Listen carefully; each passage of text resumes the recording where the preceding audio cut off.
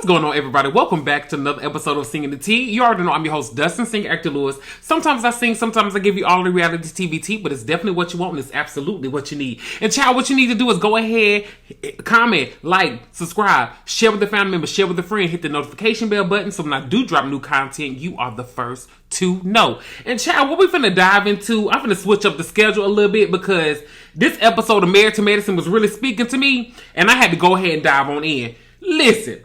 Season 12, episode 3, this is why I like these ladies here. This is why the Married to Medicine girls are my favorite Bravo girls. They just do it for me, you know? Because I tell y'all, this episode was so doggone good. Baby, I'm up here salivating. I ain't even fixing me no water, so I hope I don't get choked up during this review. But we're going to talk about it. So the episode opens up, right, with Contessa and Toya walking through the venue for Contessa's Players Ball that she's having. She's having her little birthday party. And, you know, she said that she is throwing her first birthday party, and this is her 49th birthday. This is her first birthday party that the lady has ever had in her life, according to her. I'm confused because I'm like, Mama, you got a husband. You got friends. Ain't nobody think to throw you no party? Like, ain't nobody think you to throw, like, your husband ain't ever thought about throwing you no party? And I'm like, maybe, like, she had, like, birthday dinners, and maybe she doesn't consider those as parties. That's something I really want us to elaborate on, because I'm like, you ain't never had a party at all? Like, you ain't throw one for yourself before this? But she said she ain't never had one, so that's what we're gonna go with. I just think it's wild that she said she ain't never had one. Now, when she started talking about the budget for the party and her spending $40K, and never would I thought a day would have come for Toya to talk to us about finances. Not Toya. Baby, Toya's like, I would never spend $40K on a party. Toya, that's something new for you because, you know, you'll drop loads of money, baby. You'll drop Eugene's whole yearly salary on a party, child. So you saying that you won't spend $40K, I was honestly shocked. But Toya is right. Contessa, y'all are building a building. Y'all already over budget on the building. $40K for your birthday party? I guess if you like it, I love it, and I'm rocking with your child. But I just felt like that was a lot of money to be spending on the party when y'all over here investing in a building that ain't even up and running. You possibly are losing clients, according to you from the previous episode. So, girl, I don't feel like it's the smartest move, but I ain't counting your pockets. If you got it, hey. If you got it, flowing it, boy, I know you want it. Okay? So that's all I got to say on that. So the next thing, we got MsQuad, she got it. Baby, MsQuad and King, they is up in there, they looking good. He ate her leftovers. Sometimes Quad and King to me seem very scripted. And I'm gonna be real. Have y'all noticed when it comes to Quad, well, no, we've got more scenes. The majority of Quad scenes are always either in the kitchen or by the pool. Quad, the rest of your house is stunning, girl. Let us in there. Let us in. We done seen some of the house online, girl. Let us in that house. Doggone. You act like you don't want to share the house with us at all. Let us in there. Let us in your boudoir, honey. Y'all can do y'all a little sexy scene with he in the bed. What? Ain't nobody. Never mind. But y'all can do something. Y'all can do something else besides him eating your leftovers. But shout out to Quad because, you know, she's really trying to have a baby. And, you know, one of her really good friends had triplets at, I think she said 46. And she got help from a doctor in Ghana. That's amazing, you know. So she's going to Ghana to get some of her stuff done. But she's also working with DrJackie here. Everything seems to be looking good. So hopefully we'll have us a baby Quad Jr. Coming soon. I feel like, and I don't know, I just feel like in the reunion, she's going to drop that she's pregnant. I don't know. I just feel like that's what she's going to tell us. But if she is pregnant, I'm excited for Quad because I would love to see a little mini Quad. The cast ain't had a baby in a long time, so we need to have a baby because, yeah, we just need one. So, you know, after that scene, we go to Dr. Contessa's event, right? So we're at her event. And child, Scott is not helping. What else is new? That ain't nothing new. Ain't nothing changed. Same old thing. And Contessa and Brandy are talking about it. You know, you see Brandy's like, well, no, maybe he'll surprise something. Maybe he'll do something for you to surprise you. Brandy, I hate to say it. I hope it don't sound ridiculous. That ain't happening. Brandy, you don't know Scott like we know Scott. Scott ain't gonna do nothing but drink up the good liquor and put on him a good suit. That's all the man gonna do. He ain't finna help that lady out. And Contessa gives Brandy some advice, and she was like, just, once you with somebody, don't tell them, no, I got it. Don't ever say that. Because, if you keep saying that, then they're going to always just assume that you got it. Nah, Contessa, that's just your man. Don't get me wrong, people are like that. But Contessa, the way that Scott does you in your relationship, girl, it's on you. And you are choosing to allow this man to do you the way that you're doing him. I mean, the way that he's doing you. Like, your man lazy. And that's no shade. He just a lazy man, and he is doing what you allow him to do. You got to teach people how to treat you. And you taught that man it was okay for him to just run all over you, girl. He running amok on you through that palace, and you need to get that together. You really need to get that together. So, child, we see the other ladies showing up to the party, and everybody is looking good. I love what the ladies got on. Oh, wait, no, before we go to the party, I love scenes with DrJackie and Heavenly. So when they were getting ready, and DrJackie was like, oh, don't these shoes, man? Heavenly said, baby, they didn't have Jimmy Choo back then. She said Jimmy Choo was not a thing back in the 70s. No. But I love their scenes, and I really love their friendship. So that was really, really cute.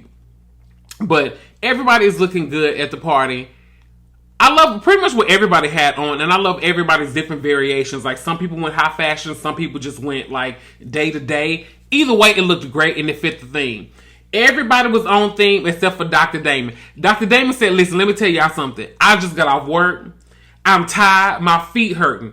I've been standing up over these patients all day. Dr. Damon said, baby, y'all gonna get what y'all gonna get. Y'all gonna get this 2-piece Amazon special, and it is what it's gonna be. And you know what, Dr. Damon? I ain't even mad at you, because you see, I got all my Amazon things, baby. So you keep the thing going. We're gonna keep that tradition going.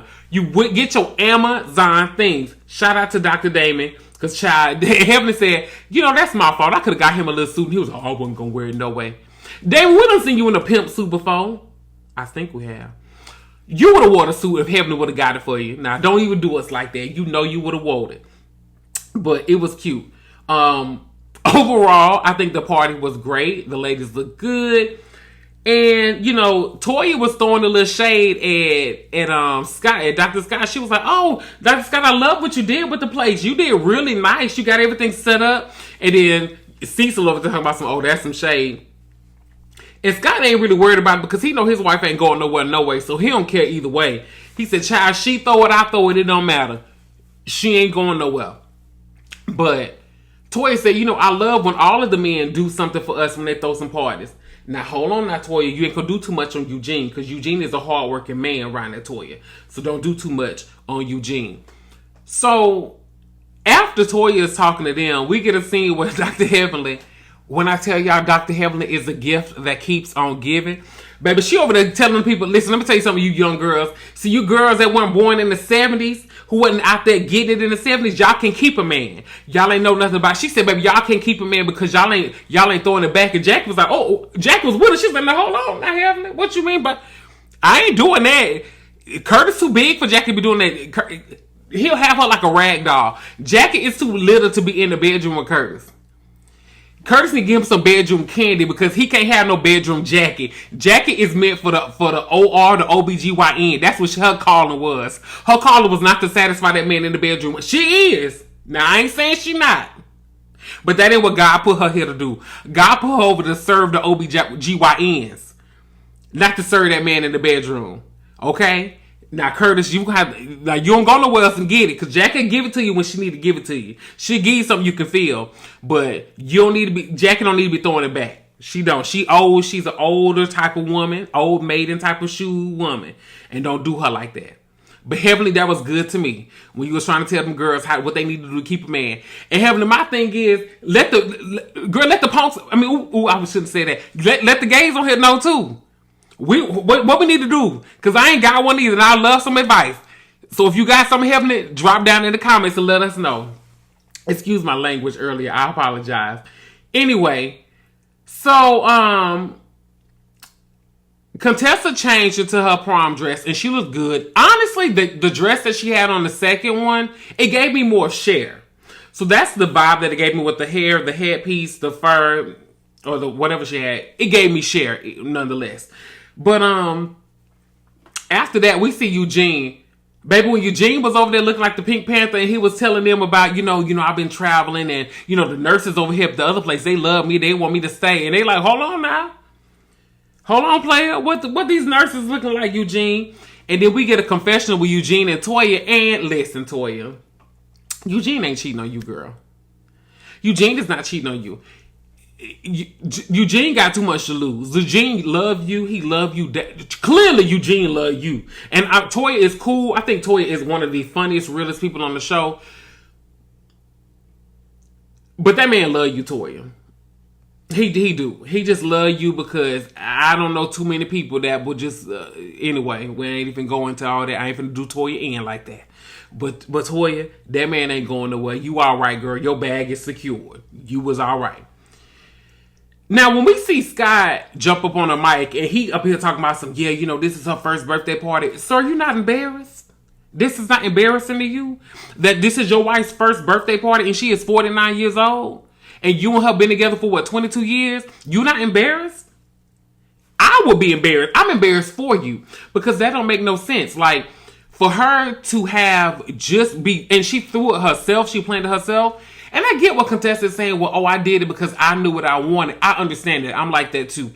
But Contessa, you got to sometimes tell people what you need. Dr. Scott could have went to the ladies and they could have helped him collaborate to create a wonderful event for you. He has the capacity to do it. He has the resources to do it. He just is not wanting to. Like, so that, girl, but it's a shame. I think that he should be shamed and he need to do better. Now, when he got up there and talked about some, before my mama was laid to rest, I was like, whoa, where you going? This is this lady's birthday.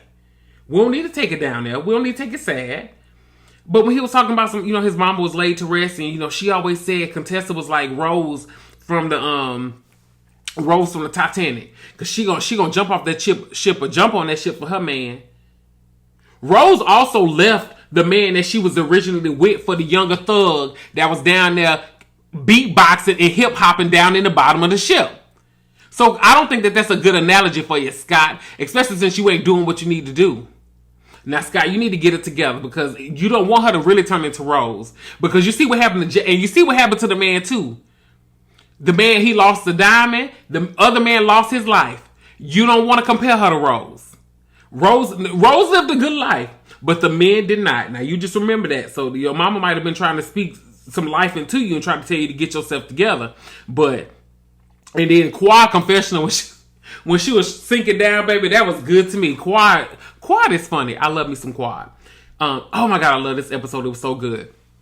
So, child, the ladies get outside. So the ladies are outside. Everybody's having a good time. Toya threw a little fun shade. She was like, Contessa, why is you out here in this prom dress? And Contessa said, you know what, girl? I had to look different from the rest of y'all. She said, I couldn't be looking dressed just like everybody else. I like that, Contessa. You right, girl. You better stand up for you. You better stand up for you. Because, Toya be trying to get the girls together. Now, the ladies are starting to ask Contessa about the party. And they're like, listen, we know you threw the most, you did this for yourself. Your man did throw you this party. How are you feeling? And Contessa basically, you can tell she feels away, right? She's not liking the questions that she's getting about the party. But I will say when Simone jumped in and Simone was like, look, we have to teach these men what it is that we're wanting from them because if not, they'll never do it. And sometimes you can tell them they still don't. And she gave the analogy like she remembers having her first son and she was like, I had this baby here and you ain't even thinking to give me a card for Mother's Day. And it's like something like that is big. A lot of men, and I would say a lot of the straight men that I have noticed in my life, they do not pay attention to those small. And to me, it's not. I say small, but it's not a small thing. Like, I don't understand like how you forget your partner's birthday.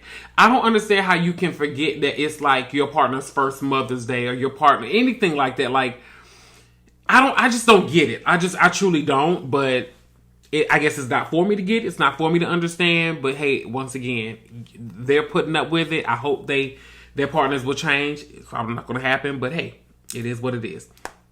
But like I said, I can tell that Contessa was getting a little like annoyed by it. Because she was just like, listen, it's my party and y'all want to sit here at my party and talk about these men the whole time. And then Quad was like, girl, I like what you did there. And listen, Heavenly had me rolling when she was just like, listen, I ain't touching Contessa in her marriage. I done did that once and I ain't going back through that. And Heavenly, we agree. Please don't go back. You and that lady are in a good place. Y'all in a good space. And we want to keep y'all there. Please don't bring up nothing. And I appreciate Heavenly for not even going there with Contessa when it comes to her marriage. She understands It ain't for me to understand, and we're going to move on. So I appreciate Dr. Heavenly for that. So now we get to like, I feel like the biggest portion of the show, and I feel like I'm going to sit here for a minute. We talk about Simone, Dr. Simone and Dr. Cecil, their sons fixed them pasta. Now, the first issue that I had with them and the sons fixing them dinner was the fact that the sons put it in a pan that still had the paper in it. That just lets me know y'all didn't wash the pan. Cecil and Simone, I don't know what y'all teaching them, but that was where they went wrong the first. That was the first mistake that they made. I think it's lovely that they did that. Y'all, they had graduated and they wanted to cook for their parents. I think that that's great. But the fact that they still had that paper in that pan that is glued to the pan lets me know they didn't wash it, which lets me know they keep a nasty house, which lets me know y'all need to do better by raising them. But they raised because they grown. Y'all missed the mark on them with that. All right? Now, I'm talking about them because they grown. I'm just saying.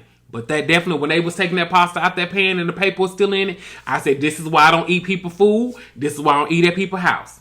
Because if and now I feel like every time I do go somewhere, I need to scrape the bottom to make sure ain't no paper down in there. That just didn't make no sense. So Cecil and Simone make it to the house, right? And I think her youngest is Miles, I think. So Simone and him are having a conversation, and she was like, how does it feel? You're done with one thing, and he was like, oh, he doesn't feel anything. He doesn't feel any different.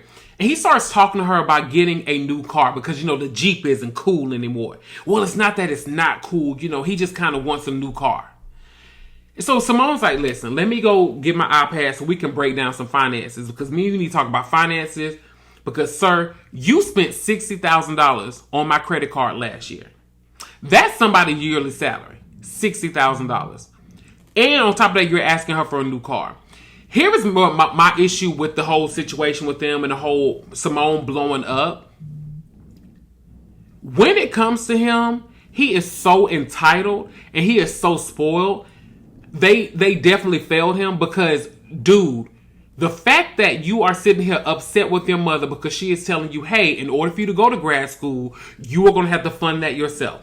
They funded everything else. She bought you a car. They got you y'all the apartment. They have funded your life, and you are mad because she would not pay for you to go to law school? And Cecil, honestly, shame on you, bro, because you should have stood with your wife. Even if you felt a different way, you should have stood with her in that moment, and then after you and her could have had a conversation, but you shouldn't have did that in front of them kids. Because you made her be the bad guy. Now, I would say this. What Miles was what her son was suggesting, it's not that it's a bad concept, right? I can understand, like, hey, y'all have the means for me to not get a loan. But how he should have approached it was like, hey, can you loan me the money and then I'll pay you back? But you sit up here saying, well, the white parents, they send their white kids to school and they come out millionaires. That's not going to be you, my baby. It's you look different. You show up in the world different, right? You are already setting your mama back. She wants to retire. And the biggest thing that they are not missing is Simone is saying, hey, y'all, I need some help. And I think that that's what they're missing. When she said, is anybody thinking about my retirement? If she wanted to retire tomorrow, she really can't because she's in debt because of y'all. And that's what y'all are missing. Also, too, when you sit up here and say, well, y'all got it financially, you got it. Yeah, I got it, but I got it. You don't. And it's okay for her to say that. It's not her responsibility to fund everything in your life. And when the lady said, if he were to go to law school and I would die tomorrow, then what? And then when Cecil was like, God might take you away from us. You are missing what she's saying because you are trying to prove a point, sir. What she is saying to you is, I could go tomorrow. If I go tomorrow, then where are you going to get your finances from? So she's wanting you at this moment in your life, because she's at the junction in the road and she needs you to make a decision to be like, hey, you got to be self-sufficient because mama's not going to always be here. And I think that Simone is understanding, and she's seeing this moment where she's like, I messed up here because they see me as a cash cow, but they don't see me over here just struggling on my day-to-day, because I think that Simone is getting to a place where she's like, hey, I don't want to work anymore. She put in her time. Let the lady retire. So I feel for her on that, but her son really had a lot of nerve, Yeah, that Simone just wants to be supported. That's all it is. Simone just wants to feel supported. And Cecil, you wrong for not standing up there with your wife. I can understand that you agree with some of the stuff that your son said, but you just stayed with your wife in that. So anyway, so Simone and Heavenly, they make it to Brandy's birthday event first. So they're at the bar, and Simone is just rehashing the information the night before the blow up with her that she had with her son and the law school thing, and then Cecil not supporting her. And Heavenly lets her know, like, girl, I don't think you should pay. I don't think you should pay for law school. And I'm in agreement. I don't think that she should pay for it, or if she does pay, she should get legal documents drawn up. Hey, if I pay for this, you are going to pay me back in X amount of years. I think she should. The car thing, hey, go get your own car. If you want one, go get it. I'm not co-signing for you. Go figure it out on your own. It's time. You got to spread your wings and fly. And honestly, y'all, people date men like this. I don't. But people date people like this. I couldn't. Looking at them, I'm like, that's so not attractive. Like, anyway. So long story short, Brandy arrives and she lets the people know, hey, my man is paying for everything. Y'all, he did this for my birthday, which I think is really dope. That's a sweet gesture. That's really nice for him to do that, right? He's doing what he can. Now, when Toya arrived and Toya and Jackie had them a little shade off, that was good to me, but Jackie took the cake. And let me tell you something, Toya. Toya, you are just flashy with your labels because Dr. Jackie got the pieces. Dr. Jackie got the budget for the pieces too. And Jackie be putting it on. Toya, some of your stuff be a little tacky because it's real gaudy-like. Yeah, you put it on, but we know you got them pieces versus Jackie style. Jackie stuff gonna be high-end, but it ain't screaming that it's high-end, which that's the type of wealth I like. I like that type of wealth. So Jackie doing the right thing, Toya. You thought you ate that, but Jackie ate you up with that. And then it was just good. It was fun shade. I loved it. Jackie ate her up when she had told Toya, baby, people with these labels think they got it all, but she said, baby, you better go down there and shop to the Zara. She's trying to teach you how to save a little money, Toya. That's what it is. Because Jackie definitely has the pieces.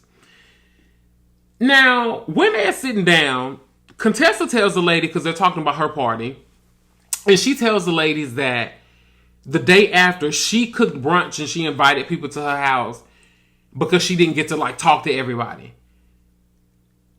And when the ladies were like, well, where was Scott at for this? And she was like, oh, he was outside smoking cigars. And Contessa, at this point, child, you like it. I don't know what to say. You like it. You love it. You want some more of it because I just don't get it. I don't get it, but whatever. Now, was it me? Or do you think that they edited Brandy thanking her man as much as she did? I think that was edited. I don't think she thanked him as much as they put it on the show to be. But yeah, it was definitely, she thanked him a lot from what the show gave us. What I will say, though, is Contessa, the shade that you threw that lady was so unnecessary and so unwarranted. Like, real talk, Contessa, you came off jealous. And it seemed like you were just literally mad that her man did this because the shade that you were throwing was just like, girl, okay. Like, oh, I mean, if my man did this, then I would honestly be disappointed. But Contessa, the thing is, her man did something. You would never know what that's like because your man is not doing it for you, love. And he probably never will. And that's the thing, Contessa. Like, you can't shade somebody because they're getting what you want. Like that, you are mad because this girl's husband is doing what you are begging your husband to do just an ounce of. And it's honestly like, real talk, now that I'm talking through it, girl, I feel bad for you. I feel bad for you, Contessa. And I think Contessa is cool, but Contessa, in that moment, it was just like, girl, you showed a nasty side of you because it was literally like, you are literally mad because this lady's husband did something for her birthday and yours didn't. Like, that's what it screamed. And I'm glad that Toya called you out. And Toya was just like, girl, you mad at Scott. You need to be mad at him. Don't be mad at this lady because that ain't got nothing to do with you. Like, if you mad at your husband, be mad at your husband. And then Contessa's like, well, y'all don't understand. Y'all, just because I did everything, where y'all think I got the money from? Well, I make just as much money as he do. Exactly, Contessa. We understand all of that, but what you want is not about the money. The issue is it's about the effort, and he's not putting forth the effort to pour into you the way that lady husband did. It hit a sore spot. It shouldn't have, but it did, and you got in your bag about it. And now I apologize to the lady because that lady ain't did nothing to you. Her husband ain't did nothing to you. You need to chill. That was unnecessary. So, Heavenly again will talk about some child. Y'all know when it comes to Contessa and Scott, I don't say nothing. Please, Heavenly, stay that way. Now, the ladies are talking about, their marriages, and Contessa said, if she focused on all the things that were negative, she would be single like a lot of her other homegirls because she would divorce her husband. And, when she said, maybe at year 30, he's going to start doing the things that I'm asking or I'm wanting him to do. And I love when Simone was like, girl, I'm telling you, I'm 29 years in. That it's not going to change. You are asking somebody to change the habits that they have, that you have allowed them to do for the past 22 years. Contessa, ain't nothing going to change. Ain't nothing going to change until you have to be the change. That man is not changing. That man is set in his ways, and you've allowed him to be that way. So either you're going to have to put up with it, and like Heavenly said all them years ago, you have to put up with it and shut up, or you're going to have to leave. One of the two. But if you're not going to leave, girl, then stop talking about it. And that's the thing here, Contessa. You get mad when you bring up your husband and then people address it. Then you want to get mad because they are addressing it. You're the one that's bringing it to the fold. You can't get mad at us for having a comment that you came to us about. Stop talking about them. Now, I have to agree with Heavenly on that. You got to stop talking about it, girl, if you want them people to move forward. Now, when Quad had said some of the ladies in the group didn't want to be married anymore, I thought that was a weird statement. And when Simone said, who in the group are you talking about besides me? I think everybody was taken aback because no one was expecting Simone to say that. And y'all, I'm going to be real. Just seeing them, they went live, I think today or yesterday. I don't know. I hope they don't break up. I hope that they can go through counseling. But Simone said something on her live and it just stood out. And she was just like, it's not the first time that he's put other people before me in our marriage. Cecil, you dropping the ball, bro. I get that those are your kids and they didn't ask to be here. But that's your wife. And she needs you to support her. She needs you to hear her. And she's tired. And y'all, that's all it is when it comes to Simone. And I feel for her. I'm super ready for the next episode of Married to Medicine. Such a good episode of Married to Medicine. I love this episode. It gave us depth. It gave us everything that we needed. It was organic. It just was perfect. I really like this episode of Married to Medicine. Real Housewives of Potomac is probably going to drop tomorrow. So yeah, I'm going to go ahead and get on out of here. I appreciate each and every one of you for joining me on this journey. Don't forget to comment, like, subscribe, share the family member, share with a friend so we can grow our community. But until next time, have a good one, everybody.